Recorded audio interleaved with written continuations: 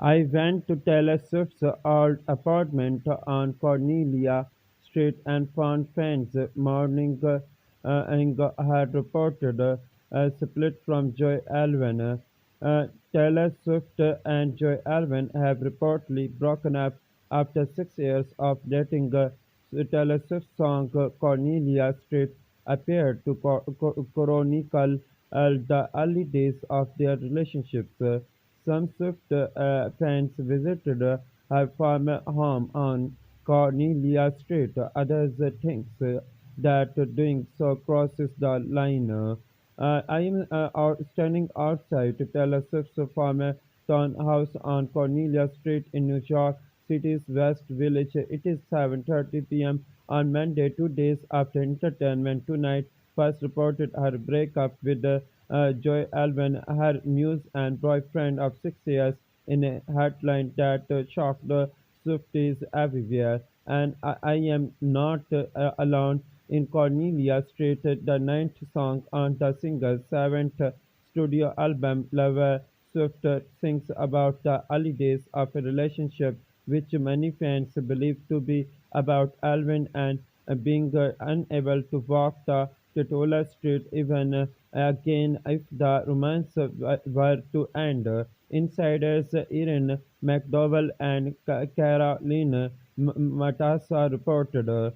I rent a place on Cornelia Street. I say cosily in the park. Swift sings in an apparent reference to 23 Cornelia Street, the three-story property she rented for a few months between 2016 and 17. According to People, the site became a pilgrimage of sorts for devoted Swift fans even before the breakup.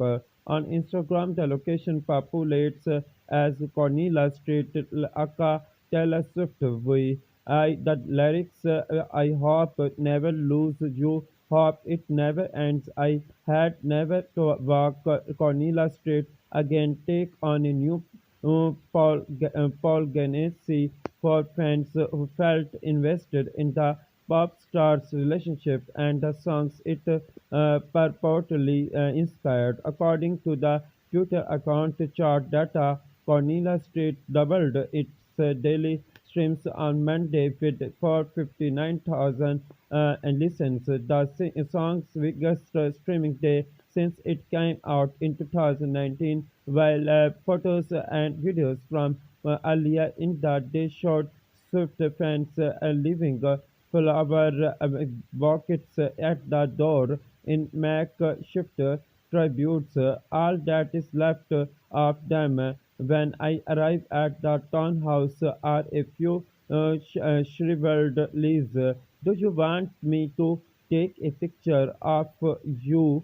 Someone asks. Her name is Ella and she is 13, turning 14 soon. Her mother, Lisa, is parked across the street in a minivan. They dropped down from Albany for Ella's older sister to look at Stephen's Institute of Technology in Hoboken, New Jersey. After they finished their tour, Ella begged her mom to stop by Cornelia Street. She was just very excited that we were close by and she wanted to come. And then we texted some of our friends, and I was like, oh, not. I don't want to drive in New York City. Melissa says everybody told me I had to go, so I had to bring her here. I asked Ella how she is feeling about the recent reports. Me and my older sister, we are just not going to believe it until they say anything about it. She says we don't know if it is actually true or not. We are not sure yet. My sister and I initially felt in the same way. A long-time fan, she is usually the one to break Swift related news to me in text full of exclamation points and did in fact alert me to the breakup reports. But when I asked if she wanted to accompany me to Cornelia Street for this story, she declined. I would not to be going to Cornelia Street. I think it is important to remember the human being behind the media buzz and to just give the artists the space and privacy that any human deserves when going through something challenging. She said. Swift's relationship with her fans has always been intimate. She sends them handwritten cards and watches from them on social media. She has invited them to her house for secret listening sessions and crashed their weddings but visiting a house she rented 6 years ago to mourn a relationship that she endeavored to keep private crosses a line for some fans. I think I mostly feel like all we can honestly say is that we love Taylor and we want what is best for her and we hope that is she is okay. All the other stuff feels performative at best and unhealthy and invasive at worst. My friend Amelia, if follows Swifty, tells me as we discuss the Cornelia Street phenomenon, and I really hope Swifties don't make the rest of the Eras tour into the emotional sport tour in which everyone shows up ready to comfort the poor, devastated woman and read heartbreak into her every note instead of celebrating everything she is as a person and an artist.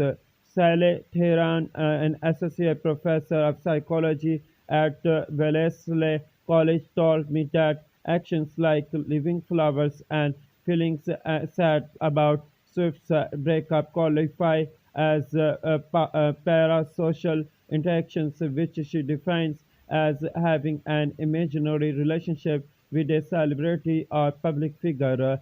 Part of the nature of our parasocial interactions or parasocial relationship is how it reflects on us and our lives. They may be thinking about their own life, and if Taylor cannot not be happy, can I be happy? Theron said, I think what is missing in this narrative is that it can be really healthy and wonderful and productive to not be in a relationship and that our self-worth does not have to be defined by being in a relationship you are projecting by putting flowers at her old doorstep. You are projecting feelings of sadness, grief, when that may not be how she feels about the end of the relationship at all.